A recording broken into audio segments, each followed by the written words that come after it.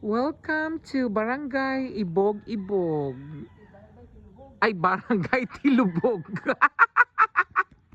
Pagino ko akong model si Roldan. Wala kami diri sa Barangay Tilubog. Okay?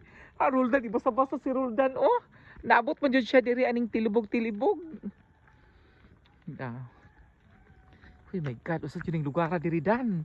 Nga naman kita may no parking, no littering, no entry. Hala, usa man ni siya. Nga naman no entry, no tuba. Hi. Okay. Usa. Pilang entrance diri? 30, ma'am. Huy! Tabang.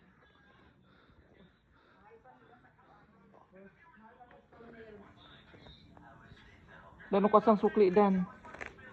10,000 ang sukli. Lagbo. Ginoo ko. Tabang.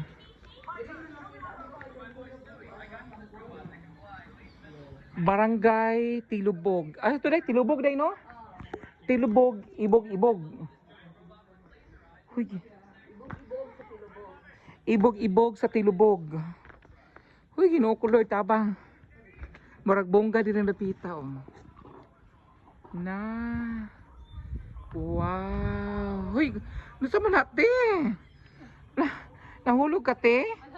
Oh, binakong nahulog ka. Tabang.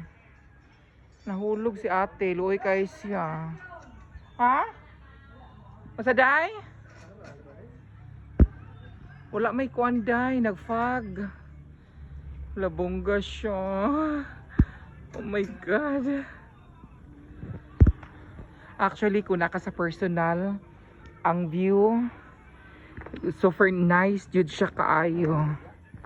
Grabe.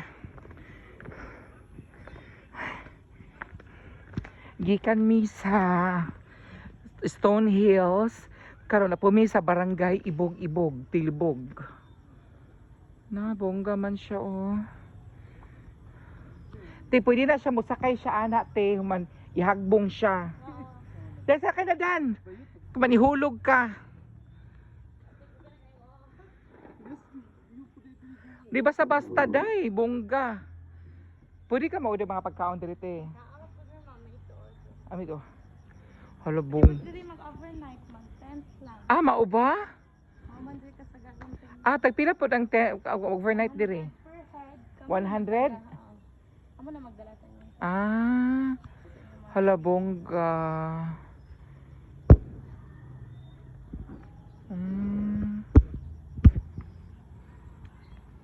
Bongga, mangihi sa kude kay murag mo overflow na akong kuang shore ladders. Hoy, musaka ta diri, murag bongga.